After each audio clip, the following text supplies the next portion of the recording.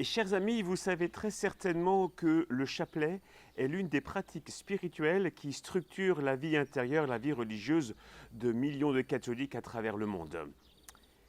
Si le chapelet est apparu dans l'Église avec Saint Dominique, donc bien des siècles après la mort du dernier apôtre, après la mort de Saint Jean, il est étonnant de constater que la Bible elle-même nous pousse à prier le chapelet. Oui, la Bible elle-même. On trouve ceci dans le premier chapitre de Saint Luc, où il est dit expressément « Marie demeura avec Élisabeth environ 3 mois, puis elle s'en retourna chez elle ». Comment faire le lien entre ce petit passage et la pratique du chapelet? C'est ce que nous allons voir ensemble.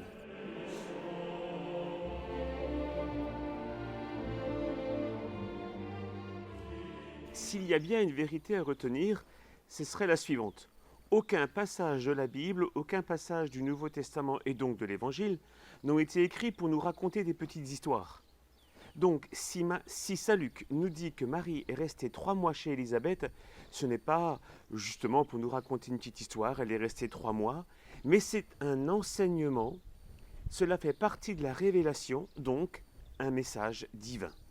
En lisant ce passage de l'Évangile selon Saint Luc, le croyant va se dire « Pourquoi Dieu a-t-il voulu que soit noté que Marie est restée 3 mois ?»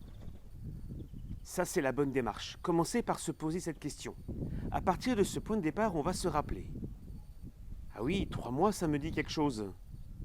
En effet, dans le 2e livre de Samuel, au chapitre 6, eh bien, David veut faire venir l'arche d'alliance vers lui, afin d'être victorieux dans les combats qu'il a à mener.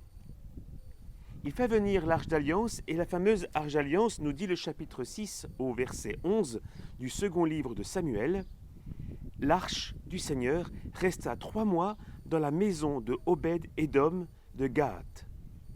Et le Seigneur bénit Obed-Édom et toute sa maison. » Donc on voit déjà un premier point de ressemblance.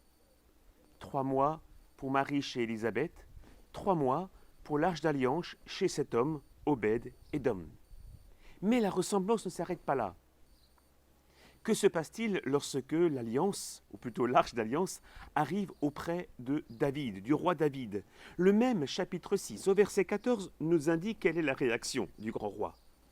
David dansait de toute sa force devant le Seigneur, et il avait un éphod de lin comme ceinture. David danse, mais dans le premier chapitre de Saint Luc, lorsque Marie arrive auprès de sa cousine Élisabeth, que fait l'enfant Jean-Baptiste dans le sein de sa mère? Il exulte, c'est comme s'il dansait à l'approche de Marie. Deuxième ressemblance, qui est frappante. Mais nous ne nous arrêtons pas là. En effet, qu'est-ce qu'il y a dans l'arche d'alliance? L'Épître aux Hébreux nous le dit très clairement. Il y avait un peu de manne, le bâton de Moïse qui a permis d'ouvrir la mer Rouge, et les tables de la loi, la parole de Dieu. Quand la Sainte Vierge, quand Marie s'approche de sa cousine Élisabeth, qu'est-ce qu'il y a en elle? Le Christ, bien sûr. C'est-à-dire, comme il le dira lui-même, le vrai pain qui descend du ciel, la vraie manne qui descend du ciel. Il est la vraie parole de Dieu. Eh bien, l'Évangile selon Saint Jean nous le dit en son prologue. Et le Verbe s'est fait chair. La parole de Dieu s'est faite chair. Et il est quoi? Pas seulement le bâton comme berger, il est lui-même le vrai berger. Il le dira, je suis le bon pasteur. Donc en Marie est contenu le vrai pain qui descend du ciel, la vraie parole de Dieu et le vrai berger. Une troisième ressemblance. En ressaisissant ces similitudes entre le 2e livre de Samuel et l'Évangile selon Saint Luc, on réalise que l'évangéliste Saint Luc est en train de nous donner un message, une révélation. Il est en train de nous dire que Marie est Aaron, Had et Doud, c'est-à-dire arche de l'alliance. Si David a besoin de faire venir vers lui l'arche d'alliance, c'est qu'il est habité par une certitude. Là où est l'arche d'alliance, là sont les victoires du Seigneur. Nous devons être habités par la même certitude, car nous sommes impliqués dans un combat. En effet, le livre de l'Apocalypse nous dit que l'adversaire, le tentateur, le démon, s'est retourné sur la terre contre ceux qui gardent fidèlement les commandements et le témoignage de Jésus-Christ, pour leur faire la guerre. L'Apocalypse nous en parle. C'est le propre du combat spirituel. Donc nous avons besoin, nous aussi, pour mener les combats du Seigneur, c'est-à-dire être fidèles à la révélation que Dieu nous a donnée, pour être fidèles à la foi, ne pas renier Jésus-Christ. Nous avons besoin, comme David, que l'arche d'alliance soit proche de nous. Et comme saint Luc nous a dit que Marie est la nouvelle arche d'alliance, qui nous conduit à la victoire, c'est-à-dire à la fidélité au Seigneur, il nous faut faire venir vers nous l'arche d'alliance, comme David l'a fait. Et c'est précisément ce que nous faisons lorsque nous prions le chapelet.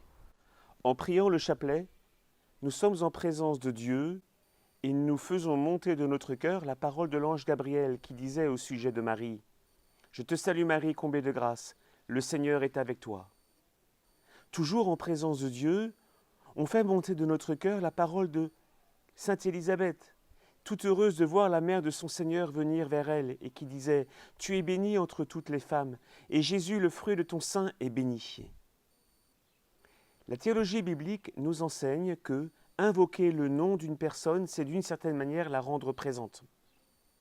Et là, nous invoquons le nom de Marie, arche d'alliance, nous l'avons compris grâce à saint Luc, et en invoquant le nom de Marie, on rend l'arche d'alliance présente. Pourquoi ? Pour, comme David, être victorieux dans les combats du Seigneur. Alors, réalisons l'importance du chapelet. Réalisons qu'en priant le chapelet, nous sommes en train de faire venir l'arche d'alliance. Nous mettons de notre côté l'instrument qui nous permettra d'être fidèles. Ainsi, on comprend d'ailleurs pourquoi Marie dira lors du premier miracle à Cana en Galilée « Faites tout ce qu'il vous dira. L'arche d'alliance est en action. »